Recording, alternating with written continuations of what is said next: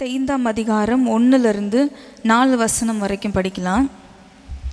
மத்தேயு சுவிசேஷம் 25ஆம் அதிகாரம்.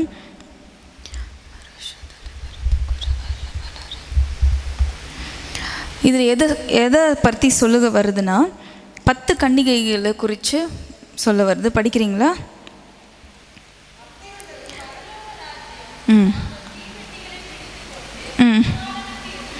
மணவாளனுக்கு எதிர்கொண்டு போக புறப்பட்ட 10 கன்னிகைகளுக்கு ஒப்பாயிருக்கும்.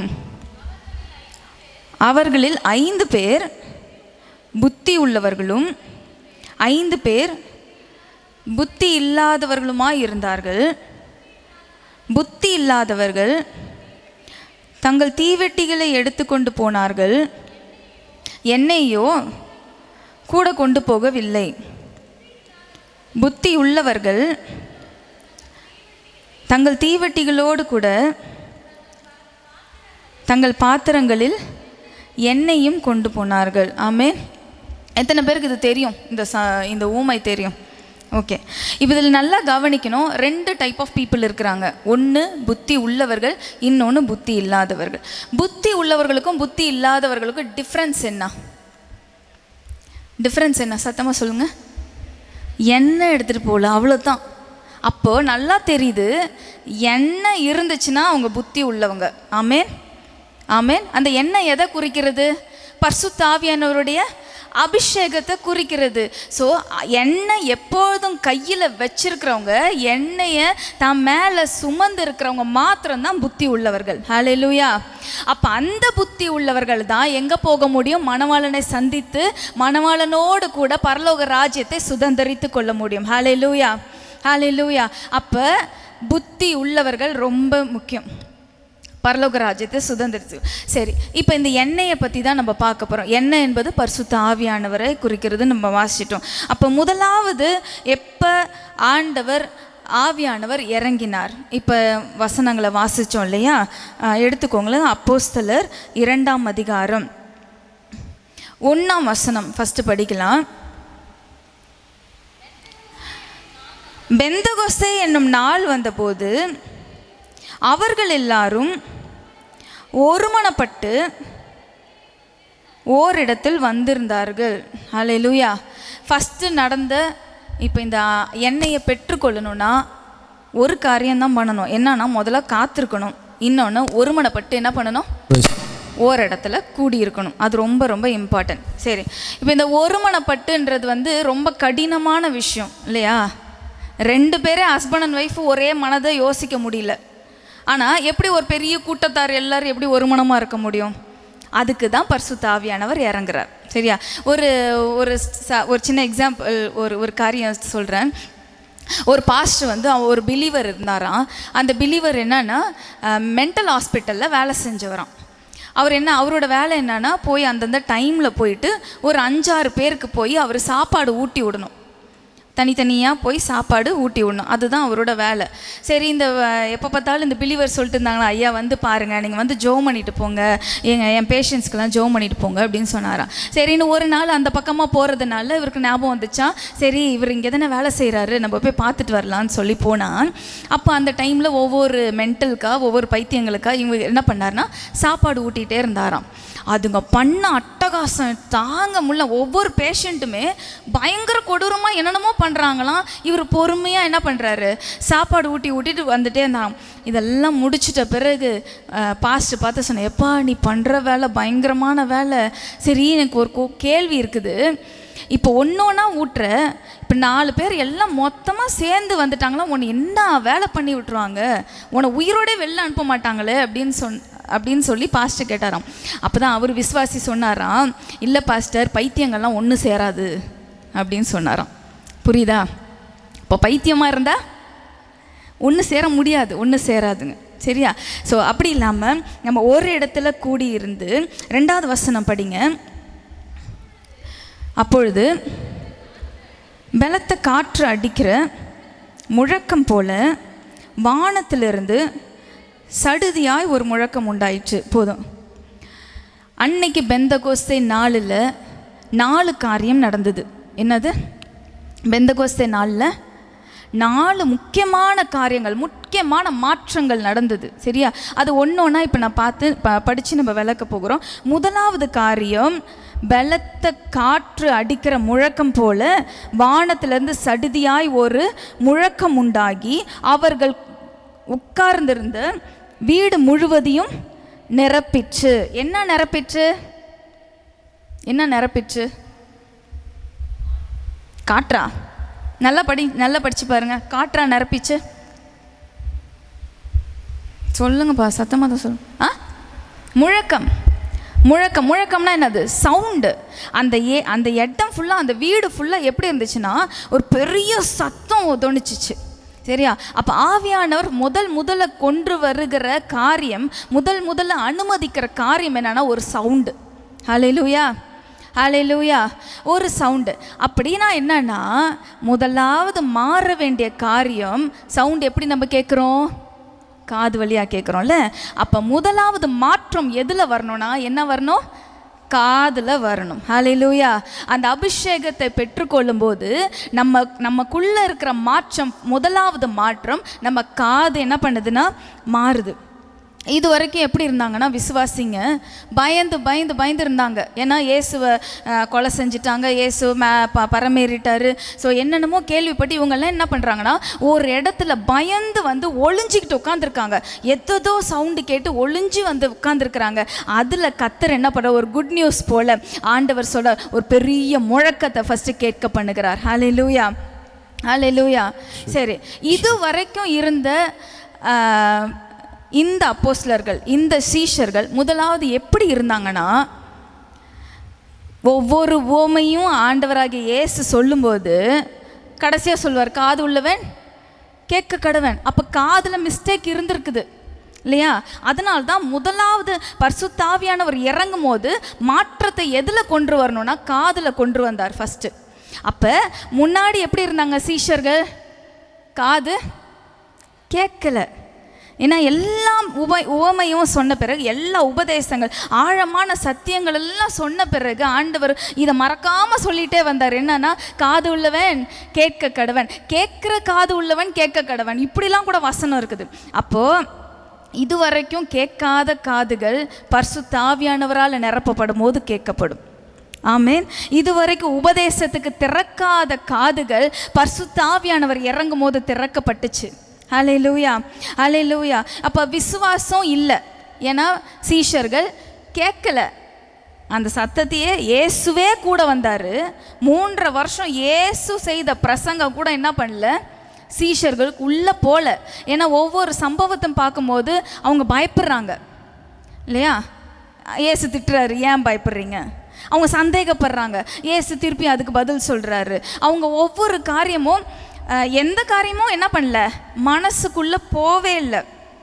அவர் அவ்வளோ ப்ரீச் பண்ண பிறகும் அவங்களுக்குள்ள சண்டைகள் இருந்துச்சா இல்லையா?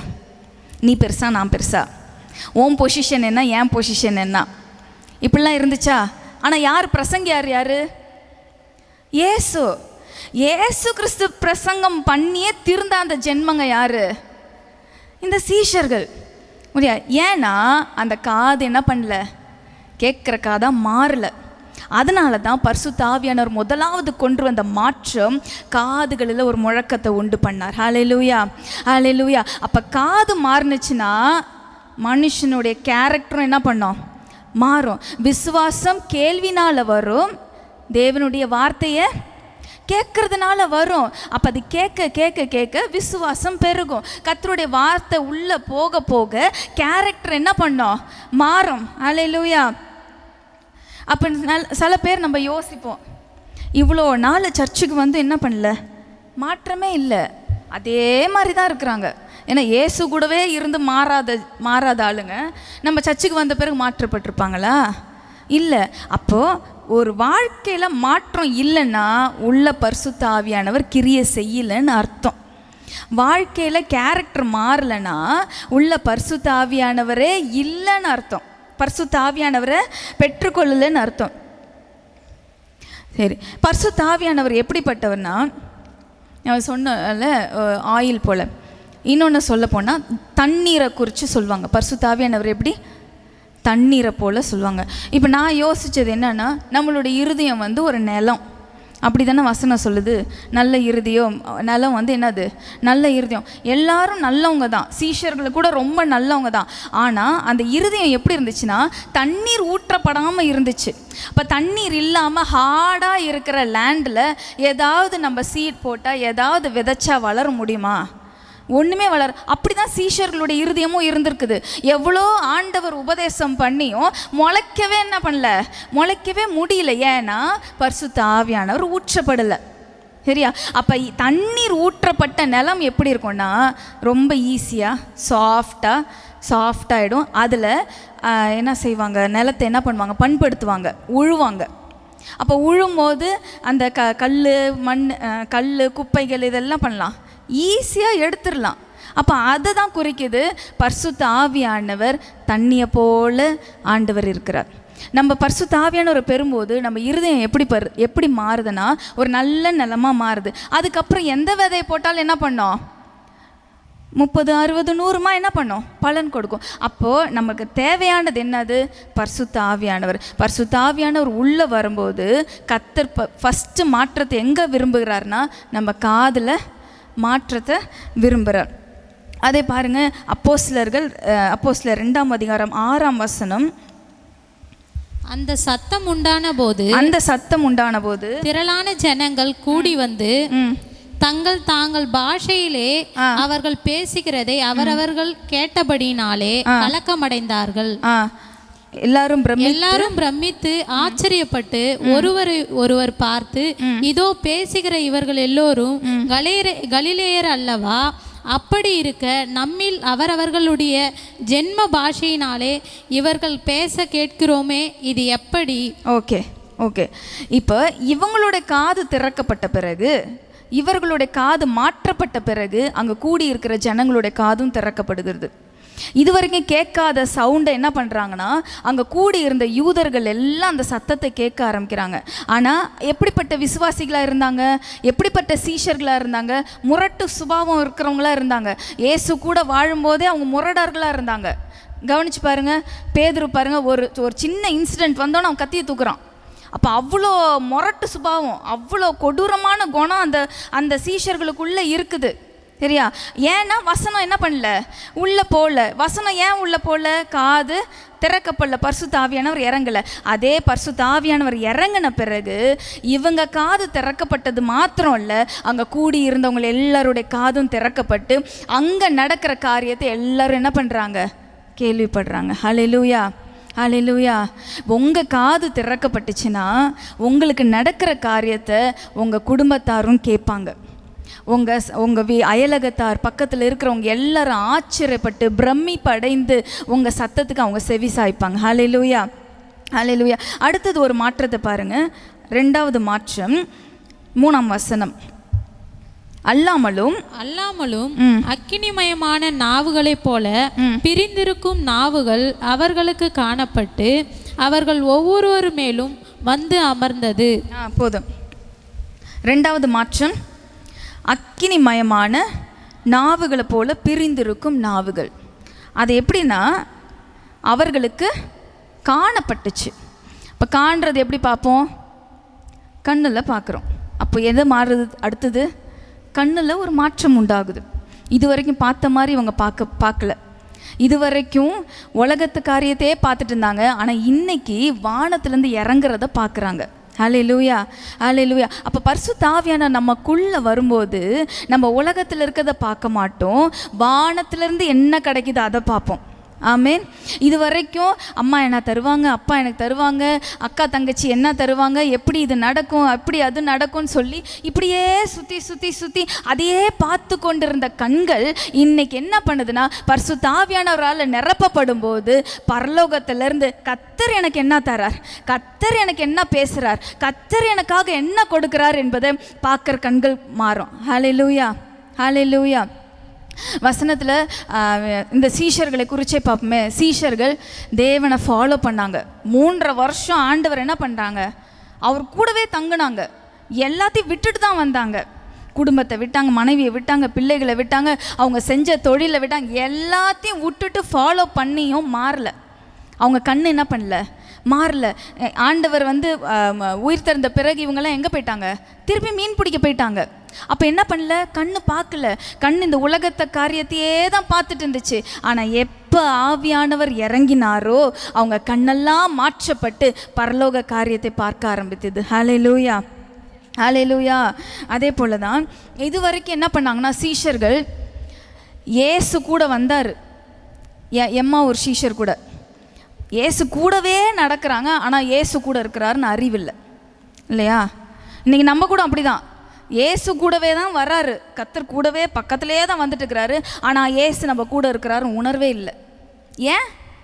உள்ள பரிசுத்த ஆவியானவர் இல்லை, உள்ள கண்ணு திறக்கப்படலை. சரியா? அப்போது இன்னொன்று, மரியாதை பார்த்தீங்கன்னா இயேசு நிற்கிறாரு, அவரை தோட்டக்காரன்னு நினச்சிக்கிட்டாங்க. அப்போ பாருங்கள், இயேசுவே வந்தாலும் இயேசுவே பேசினாலும் அவருடைய சத்தம் உங்களுக்காக கரெக்டாக தொனிக்கும் போது, அவருடைய காரியங்கள் உங்களுக்காக திறக்கப்பட்டு காமிச்சாலும் கண்ணு திறந்து அதை பார்க்க முடியல. ஏன்னா உள்ள பரிசுத்த ஆவியானவருடைய கிரியை இல்லை, அந்த கண்ணு திறக்கப்படலை. அதனால என்னதான் உங்களுக்கு விஷன் வந்தாலும், எவ்வளோதான் வசனத்தை அப்படியே புட்டு புட்டு காமிச்சாலும் புரிஞ்சுக்கொள்ள முடியல. அப்போ ரெண்டாவது காரியம் என்ன மாற்றப்படணும்? கண்ணு மாற்றப்படணும். கண்ணு மாற்றப்பட்டாதான் ஏசப்பா கூட இருக்கிறத என்ன பண்ண முடியும், பார்க்க முடியும். ஹல்லேலூயா, ஹல்லேலூயா. அடுத்தது மூன்றாவது காரியம்,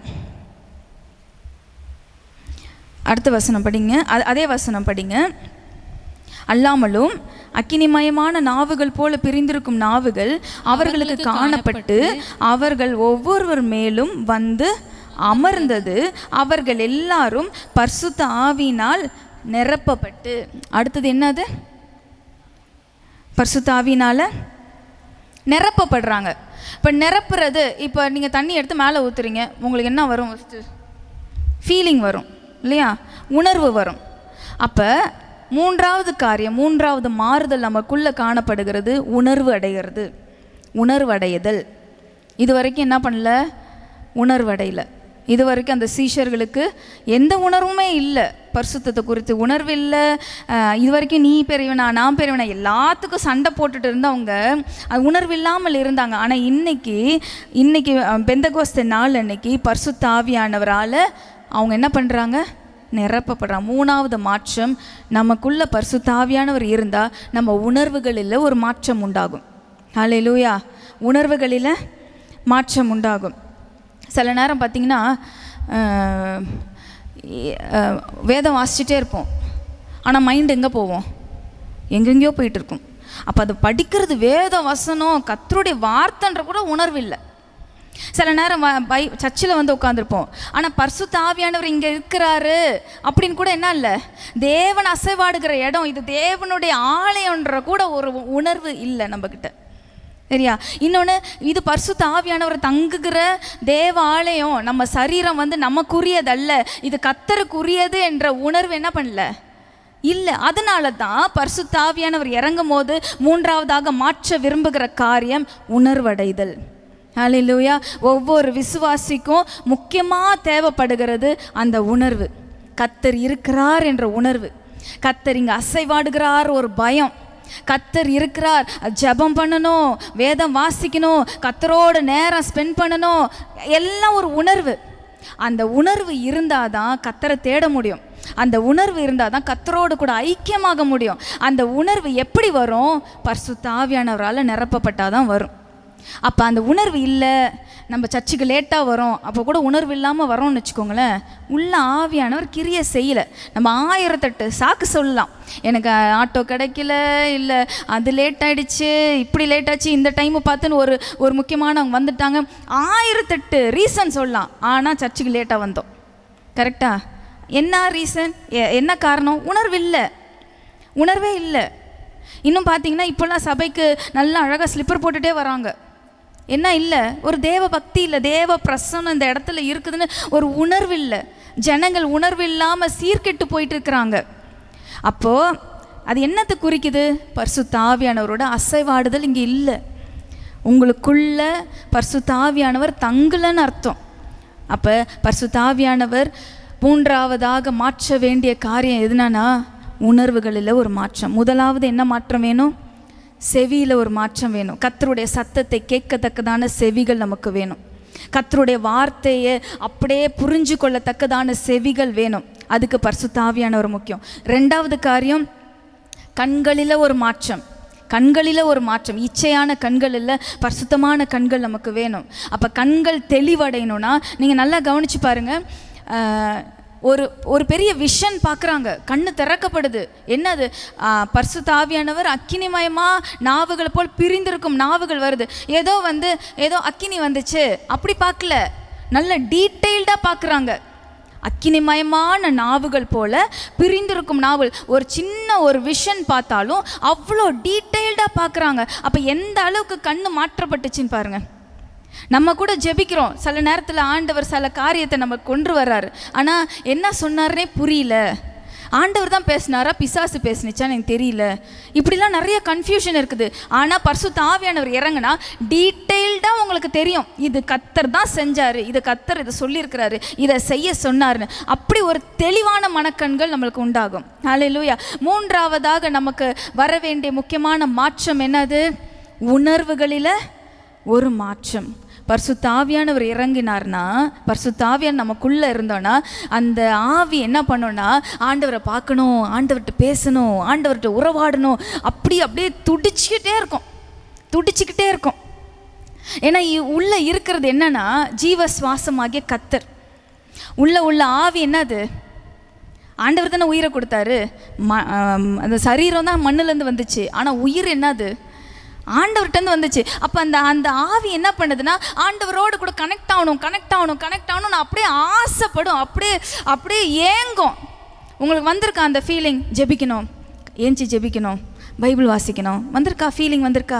அப்போ ஃபீலிங் வந்திருக்குன்னா உள்ள ஆவியின் மனுஷன், உள்ள இன்னர் மேன் ஆண்டவரை பாரு, போய் தேடு, கண்ணை முழிச்சு ஜெபி, போய் வசனத்தை வாசி, இந்த நபரை போய் பாரு, இவங்களுக்கு சுவிசேஷம் சொல்லின்னு ஒரு உணர்வு உள்ளே வந்துக்கிட்டே இருக்கும். அப்படின்னா பரிசுத்த ஆவியானவரோடு நீங்கள் கனெக்டடாக இருக்கிறீங்கன்னு அர்த்தம்.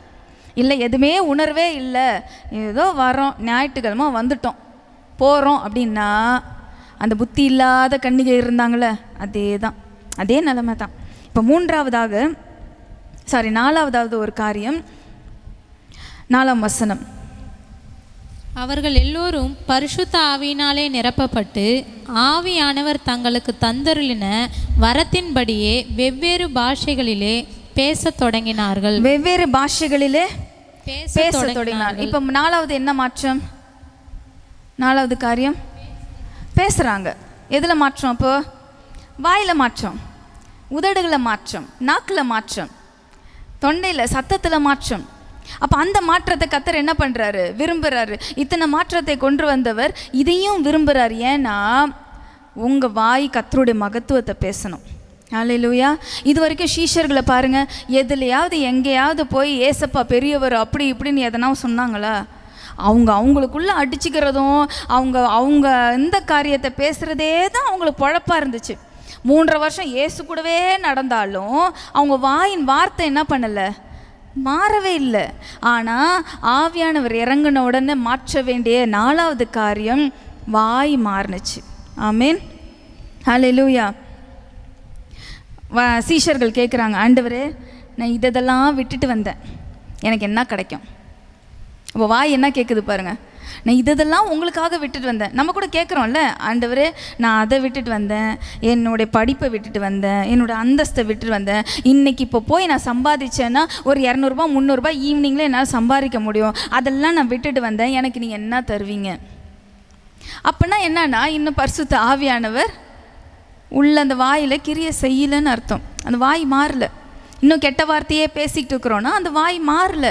இன்னும் அவிவிசுவாசமாக பேசிகிட்டு இருந்தோன்னா அந்த வாய் மாறல. புறங்கூறிக்கிட்டு இருந்தோன்னா அந்த வாய் மாறல. அதனால தான் பரிசுத்த ஆவியானவர் சொல்கிறாரு, வாயில் ஒரு மாற்றம் வேண்டும். பெந்தகோஸ்தே நாள் அன்னைக்கு, சபையின் உயிர்த்தெழுந்த நாள் அன்னைக்கு, சபை உருவான நாள் அன்னைக்கு, அந்த 4வதாக மாற்றின காரியம் அந்த வாய் மாறுனுச்சு. ஹல்லேலூயா.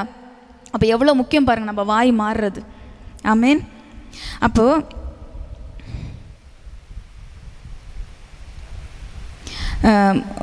என்ன பேசுனாங்க?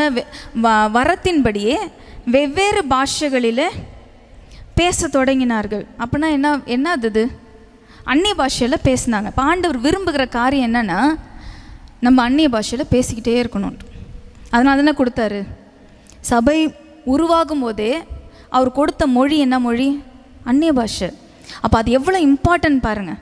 அது எவ்வளோ பெரிய மகத்தான காரியம் பாருங்கள். தேவ தூதர்களோடு பேசுகிறது, ஆண்டவரோடு ரகசியம் பேசுகிறது, அது எவ்வளோ ஒரு இம்பார்ட்டன்ட். அப்போ நம்ம அந்நிய பாஷையில் பேச பேச பேச தான் அந்த பெந்தகோஸ்தே அனுபவத்தை என்ன பண்ண முடியும்?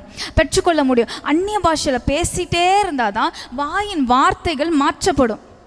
நம்ம வாயின் வார்த்தைகள் மாற்றப்படணும்னா, அது அநேகருக்கு ஆசீர்வாதமாக மாறணும்னா அந்நிய பாஷை என்ன பண்ணணும்? பேசிகிட்டே இருக்கணும். அதில் பின்னாடி பார்த்தீங்கன்னா 11ஆம் வசனம் லாஸ்ட் பார்ட்டு, நம்முடைய பாஷைகளிலே இவர்கள் தேவனுடைய மகத்துவங்களை பேச கேட்குறோம் சொல்கிறாங்களா? இப்போ இது வரைக்கும் வேறு பேசிகிட்டு இருந்தாங்க சீஷர்கள். பார்த்தீங்கன்னா ஏசப்பாவே சொல்கிறாரு, அப்பால போ சாத்தானேன்னு சொன்னாரா? என்ன சொன்னான் பேதுரு? என்ன சொன்னான்?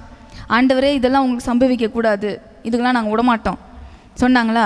அப்போ கர்த்தருடைய சித்தத்துக்கு மாறாக அவன் சொன்ன காரியத்தினால இயேசுவே என்ன சொல்லிட்டாரு?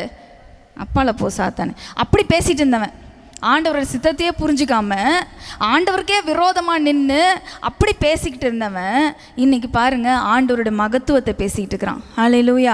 அவன் பேசும்போது வசனத்தில் பார்த்தீங்கன்னா 3000 பேர் அந்த பிரசங்கத்தில் ரட்சிக்கப்பட்டாங்க.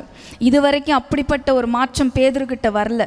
இப்போ அப்படிப்பட்ட மாற்றம் எந்த சீஷர்களுக்கிட்டையும் வரல. ஆனால் ஆவியானவர் இறங்கினவுடனே அவங்க பேச்சு மாறி அந்த 3000 பேர் ரட்சிக்கப்பட இவங்க ஒரு காரணமாக மாறினாங்க. ஹல்லேலூயா, ஹல்லேலூயா. இன்றைக்கி உங்கள் பேச்சு மாறுனுச்சுன்னா கண்டிப்பாக உங்கள் சுற்றியில் இருக்கிற ஜனங்கள் ரட்சிக்கப்படுவாங்க. உங்கள் பேச்சு எப்போ மாறும்? ஆவியானவரால் நிரப்பப்படணும். ஆவியானவரால் நிரப்பப்பட்டு அந்நிய பாஷை பேசிக்கிட்டே இருந்தீங்கன்னா நீங்கள் மற்றவங்கக்கிட்ட போய் பேசுகிற வார்த்தை தீர்க்க தரிசன வார்த்தையாக மாறும். மற்றவங்கக்கிட்ட போய் பேசுகிற வார்த்தை ஒரு பெரிய சுகத்தை அவங்கக்கிட்ட கொண்டு வரும். அவங்க என்ன ப்ராப்ளமில் இருக்கிறாங்கன்னு உங்களால் சொல்ல முடியும். அப்போ அந்த வார்த்தைகள் அநேகர் என்ன பண்ணோம்? ஆண்டவர் பக்கமாக திருப்போம். ஆண்டவரோட மகத்துவத்தை எடுத்து நீங்கள் சொல்ல சொல்ல சொல்ல அநேகர் ரட்சிப்புக்குள்ளே வருவாங்க. பேதுரு என்ன பிரசங்கம் பண்ணாருன்னு தெரியல, ஒரு சாதாரண பிரசங்கம் தான். ஆனால் வசனத்தை கோட் பண்ணி பிரசங்கம் பண்ணாரா? இது வரைக்கும் இந்த இல்லாத ஞானம் திடீர்னு எப்படி வந்துச்சு? திடீர்னு யோவேல அப்படி சொல்கிறாங்க, இப்போ அதுதான் நடக்குது அப்படின்னு சொல்லி ஃபஸ்ட்டு சுவிசேஷம் அறிவிக்கிறாரு. ஃபஸ்ட்டு அவராக ஏஞ்சி நிற்கிறார். ஏசு இல்லை, கூட யாரும் பாடி கார்டெலாம் இல்லை, யாரும் சொல்லி கொடுக்க ஆள் இல்லை. அவராக ஏஞ்சி ஆண்டவரோட மகத்துவத்தை சொல்லி வசனங்களை கோட் பண்ணி சொல்லும்போது ஒரு பெரிய மாற்றம் என்னன்னா 37ஆம் வசனம் பாருங்கள். இதை அவர்கள் கேட்டபோது இருதயத்திலே குத்தப்பட்டவர்களாகி பேதுருவையும் மற்ற அப்போஸ்தலரையும் பார்த்து, சகோதரரே, நாங்கள் என்ன செய்ய வேண்டும் என்றார்கள். பார்த்தீங்களா எவ்வளோ பெரிய மாற்றம்? பார்த்தீங்களா? இப்போ பரிசுத்த ஆவியானவரால் நிரப்பப்படும் போது உங்கள் வாய் மாறும்போது மற்றவங்க இருதயத்தில் குத்தப்படுவாங்க. அது ஒரு பெரிய ஆசீர்வாதமான காரியம். என்னன்னா, நீங்கள் உலகத்தில் இருக்கிறவங்களோட கரத்தை பிடிச்சு ஆண்டவரோட கரத்தில் கொடுக்குற அனுபவம். அல்லேலூயா. பெரிய மகத்தான காரியம்.